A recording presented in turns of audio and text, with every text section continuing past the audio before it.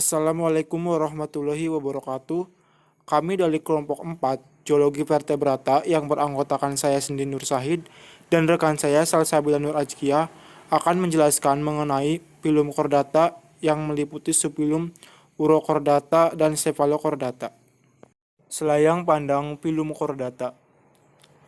Filum chordata adalah kelompok hewan termasuk vertebrata dan beberapa binatang invertebrata yang memiliki ciri-ciri serupa.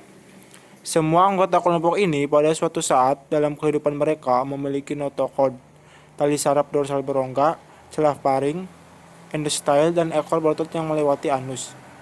Vertebrata merupakan kelompok hewan yang memiliki tulang belakang. Dalam sistem klasifikasi, vertebrata merupakan subfilum dari filum chordata. Filum chordata terdiri dari 3 subfilum, yaitu Urochordata, Cephalochordata, dan Vertebrata. Urochordata dan Cephalochordata tergolong hewan vertebrata. Filum chordata memiliki beberapa ciri-ciri, di antaranya sebagai berikut. Yang pertama memiliki notochord. Notochord merupakan kerangka yang berbentuk batangan yang agak lentur, yang biasanya terletak antara saluran pencernaan dan tali saraf, memanjang sepanjang tubuh membentuk sumbu kerangka. Yang kedua memiliki tali saraf tunggal, berlubang terletak dorsal terhadap notochord. Ketiga memiliki ujung anterior yang membesar berupa otak. Yang keempat memiliki ekor yang memanjang ke arah posterior terhadap anus. Dan yang kelima memiliki rangkaian tulang kecil vertebra yang memanjang pada bagian dorsal dari kepala hingga ekor. Rangkaian vertebra yang disebut tulang punggung ini membentuk sumbu kerangka menggantikan notochord. Tulang punggung berfungsi sebagai penyokong tubuh serta melindungi tali saraf. Pengertian dan karakteristik subfilum Urochordata. Urochordata berasal dari bahasa Latin yaitu uro yang berarti ekor dan chorda yang berarti batang penyokong tubuh dalam. Umumnya kelompok ini hidup berkoloni. Sebagian besar dari tubuhnya terdapat insang yang besar dan tekak insang yang berfungsi untuk menyaring makanan. Urochordata umumnya disebut sebagai tunika yang berarti mantel. Sebagian besar dari tunika adalah hewan laut yang hanya diam menempel pada bebatuan, sedangkan lainnya hidup seperti plankton. Pada subfilum ini terdapat 3 kelas utama yaitu Ascidiacea, Thaliacea, dan Appendicularia. Masing-masing kelas mempunyai sifat dan ciri yang unik. Semua Ascidiacea adalah sesil, sedangkan kelas lainnya adalah pelagik. Dalam sejarah hidupnya mempunyai sejumlah seri atau rentetan perubahan. Beberapa di antaranya menunjukkan pergantian turunan seperti ciri di antara invertebrata yang masih ada. Selanjutnya yaitu klasifikasi dan jenis hewan Urochordata. Yang pertama yaitu kelas Larvacea atau Appendicularia. Larvacea atau Appendicularia adalah hewan planktonik yang kecil, kadang-kadang terdapat dalam jumlah besar. Hewan ini tidak pernah berkembang lebih baik dari bentuk cebong. Ia berkembang biak secara kelamin dari bentuk larva yang disebut pedogenesis. Hewan ini juga termasuk hewan hemaprodit yang menghasilkan sperma terlebih dahulu, kemudian baru menghasilkan sel telur. Mereka tidak dapat membuahi sel telurnya sendiri. Hewan planktonik ini, kepalanya tertutup oleh lendir yang berfungsi untuk menangkap mangsanya yang berupa plankton. Contoh hewan ini yaitu Oikopleura dan Fritillaria. Berikut ini merupakan gambaran bentuk tubuh dari kelas Appendicularia. Selanjutnya ada kelas Ascidiacea. Ascidiacea adalah tunika sesil yang biasa disebut sebagai penyemprot laut. Jika air surut, mereka akan muncul di permukaan pantai. Mereka mempunyai kebiasaan yang unik yaitu dengan mengerutkan kantungnya dan menyemprotkan air ketika mereka merasa terancam. Hewan dewasa mempunyai 2 buah lubang pada tuniknya, yakni lubang masuk dan lubang keluar. Mereka dapat menyemprotkan air melalui salah satu lubang tersebut bila mana mereka merasa terancam. Ascidia adalah hewan soliter atau hewan koloni yang dihubungkan oleh tunika bersama. Pada tunika gabungan atau koloni, hewan tersebut memiliki masing-masing satu buah sifon yang berfungsi sebagai tempat keluar masuknya air ke dalam koloni tersebut. Pada tunika gabungan atau koloni, hewan tersebut mempunyai masing-masing satu sifon yang berfungsi sebagai tempat pengelolaan atau keluar masuknya air ke dalam rongga koloni. Proses pengolahan air tersebut sama seperti pada sistem pembuangan limbah. Koloni hewan tersebut berkembang biak secara seksual maupun aseksual. Secara asexual, mereka menghasilkan tunas untuk menghasilkan koloni baru. Dan secara seksual, mereka berkembang biak menggunakan kelamin untuk menghasilkan larva, kemudian menciptakan koloni baru. Berikut ini contoh gambaran hewan dan bentuk tubuh dari kelas Ascidiacea. Selanjutnya yaitu kelas Thaliacea. Kelas Thaliacea atau yang disebut sebagai hewan pelagik, mereka berbeda dengan Ascidiacea karena mempunyai tunika jernih. Hewannya tembus pandang. Sebagai tambahan, sifon pemasukan dan sifon pengeluaran berada di ujung berlawanan dari tubuh hewan.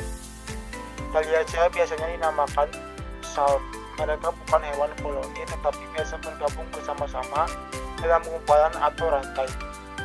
Ada ordo yang memang berkoloni dengan lubang pengeluaran yang memiliki bersama dan membentuk tabung yang panjangnya 60 cm. Pirosoma yang sangat percaya adalah contoh marga dari ordo tersebut yang sebenarnya sangat luas. Proses perkembangbiakan dari kelas ini sangat bermacam-macam, mulai dari telur dan sperma yang dilepas di air sampai telur tersebut tersimpan pada induknya dalam alat yang menyerupai plasenta. Seperti kebanyakan tumbuh-tumbuhan, ada yang beralih generasi dari perkembangbiakan seksual ke aseksual dan kembali kepada seksual. Berikut ini merupakan gambaran dan bentuk tubuh hewan dari kelas Thaliacea.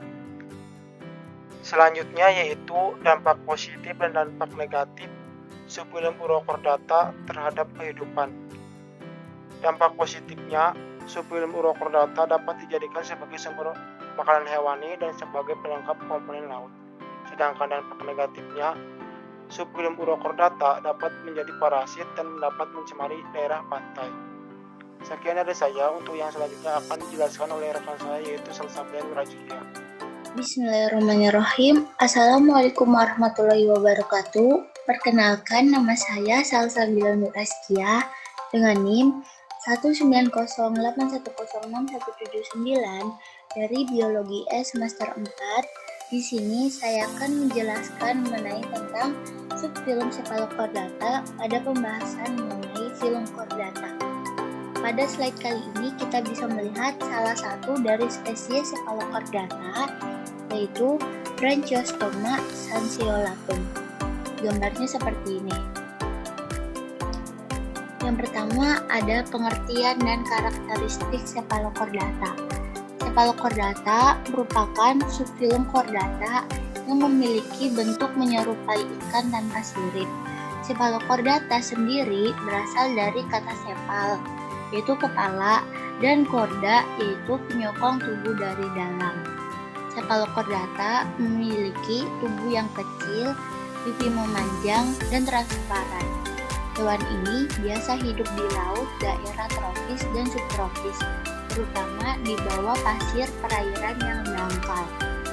Contoh spesies dari Cephalochordata yaitu Amphioxus sp dan Branchiostoma sp. Hewan ini memiliki chorda atau penyokong tubuh, namun tidak memiliki tengkorak sehingga disebut dengan Archanita.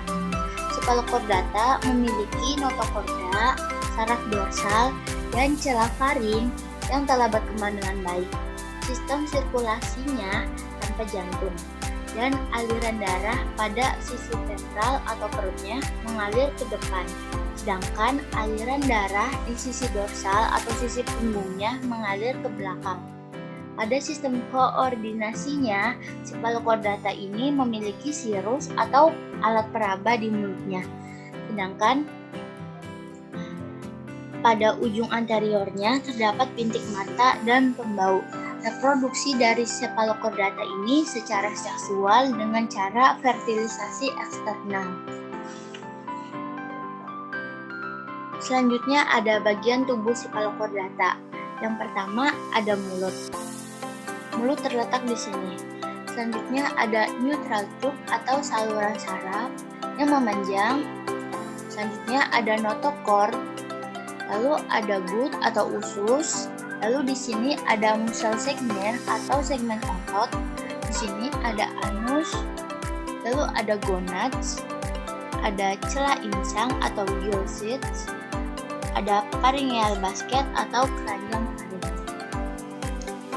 Selanjutnya ada klasifikasi Cephalochordata. Cephalochordata ini merupakan subfilum chordata yang memiliki satu kelas bernama Cephalochorda dengan ordo Leptopardi yang terdiri atas dua famili, yaitu Branchiostomidae dan Amphioxidae. Cephalochorda biasa disebut dengan lancelet, yang merupakan hewan bentik atau hewan yang hidup di atas atau di bawah dasar laut atau pada wilayah yang disebut dengan zona bentik, yang memiliki kepala tersembul di atas permukaan pasir. Hewan ini dapat berpindah dari lubang pasir dan berenang dengan cepat dalam jarak pendek seperti belut. Tubuhnya berwarna putih kemerahan atau pink transparan, sehingga organ-organ dalamnya tampak jelas. Adapun contoh spesies dari Cephalochorda ini yaitu Branchiostoma lanceolatum dan Amphioxus lanceolatus. Selanjutnya ada kekerabatan subfilum Cephalochordata. Cephalochordata yang berasal dari kata cepal atau kepala dan chorda atau penyokong tubuh dari dalam merupakan hewan yang sangat penting dan besar artinya dalam perkembangan anatomi perbandingan dan hubungan kekerabatan chordata. Pada awalnya, pada tahun 1744, Cephalochordata ini dikelompokkan sebagai moluska dan baru 60 tahun kemudian oleh Gabriel Costa, Cephalochordata ini digolongkan sebagai ikan atau isches.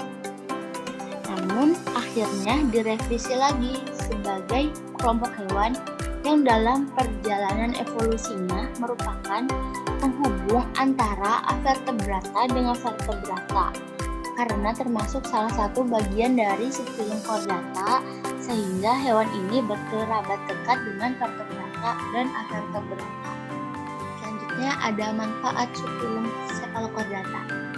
Cephalochordata atau dikenal dengan sebagai lancelet ini dapat dipanen secara komersial untuk makanan yang dimakan oleh manusia dan merupakan hal yang penting dari objek studi dalam ilmu hewan, karena Cephalochordata ini memberikan indikasi tentang asal dari vertebrata. Cephalochordata juga memainkan peran yang penting dalam beberapa rangkaian makanan. Di sini kita bisa melihat yaitu salah satu gambar dari spesies Cephalochordata yaitu lancelet jenis Amphioxus volmus yang bisa dipanen secara komersial untuk makanan yang dimakan oleh manusia. Sekian presentasi dari kelompok kami. Kurang lebihnya mohon maaf jika ada kesalahan. Jika ingin ditanyakan boleh langsung di kolom komentar. Terima kasih. Wassalamualaikum warahmatullahi wabarakatuh.